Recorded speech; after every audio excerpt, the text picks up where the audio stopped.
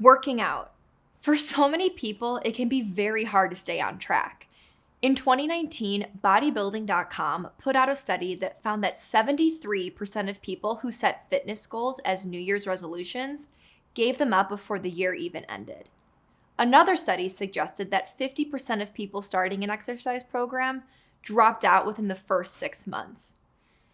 From a psychological standpoint, what can we do to make it easier to start and stay on track when it comes to working out?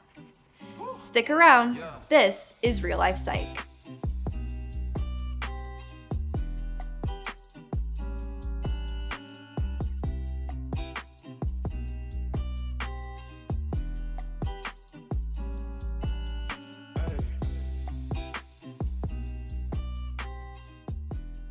Hey everyone, my name's Alexa Simos, and I'm a licensed therapist. Welcome back to Real Life Psych, where we break down common, everyday mental burdens that have a significant influence on our mental and physical health, whether we realize it or not. As always, new episodes come out every Sunday for what we like to call Not So Scary Sundays. The goal is to take a psychological approach to everyday issues so that we can better take on the challenges of our upcoming week. Today, we're talking exercise motivation. Why is it so hard to stay consistent in the gym? In 2021, fitness culture has never been more popular. It seems like everyone's a fitness influencer, or at least pretending to be one online. Yet, somehow, for the rest of us, it feels like it's so hard to get to the gym. 2 weeks into a new workout class, you're unstoppable, you're eating right, you're super motivated. Then boom, next week you're making excuses, and the week after that, you're completely over it again. And your Peloton bike has turned into a decorative piece or a coat hanger. I mean, we all understand the health benefits of exercise, like its effects on heart disease, blood pressure, diabetes, and we know what it can do for our mental health, like boosting our confidence, self-esteem, and reducing depression. And let's be honest, at this point, we even know what to do. People say, drop the workout routine, sis. But come on, workout routines are everywhere. It's not rocket science. So then, why is it so hard to stay on track? The worst part is, you get on social media and all these fit people are trying to be super motivational. Like, you gotta grind every day and all this and that.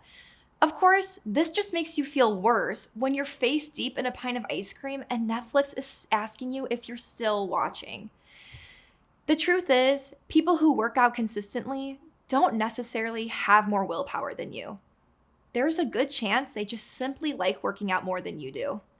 The real question is, for those of us who are struggling in this department, is how can we use psychology to almost trick ourselves to stay consistent in the gym? Here are 4 tips to help win the mental battle of physical fitness. Number 1 is all about the mindset. You want to adopt an internal locus of control instead of an external locus of control. Locus of control is the degree of control you have over your life. People with an external locus of control believe that outside factors are responsible for things that happen to them. Like saying I'm not in shape anymore because my gym closed down during the pandemic.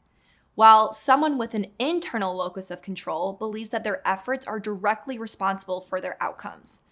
This is the type of person that realizes that they're not in shape anymore because they've been ordering so much Uber Eats that the driver doesn't even need to use GPS to get to their house.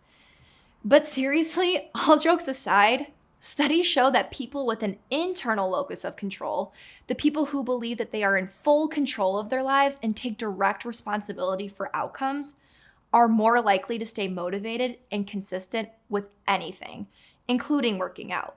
Number 2 is all about motivation. You want to focus on intrinsic motivation instead of extrinsic motivation. Extrinsic motivation is essentially an outside incentive for performing a task. That's a mouthful. This person is more focused on the reward, like dropping 20 pounds to fit in a dress or looking good for others.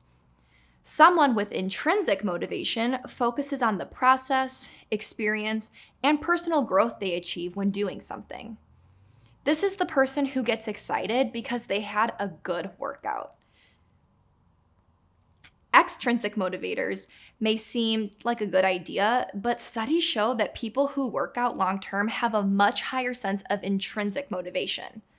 Studies go on to suggest that the more you force yourself to do something with little prizes, like getting Chick-fil-A after your workout, the more you actually lower your intrinsic motivation and lower your overall drive. Think about it. If you absolutely hate your job, your boss telling you that you get a brand new computer isn't going to keep you around. So when it comes to consistency in the gym, the key is to do whatever you can to make it enjoyable.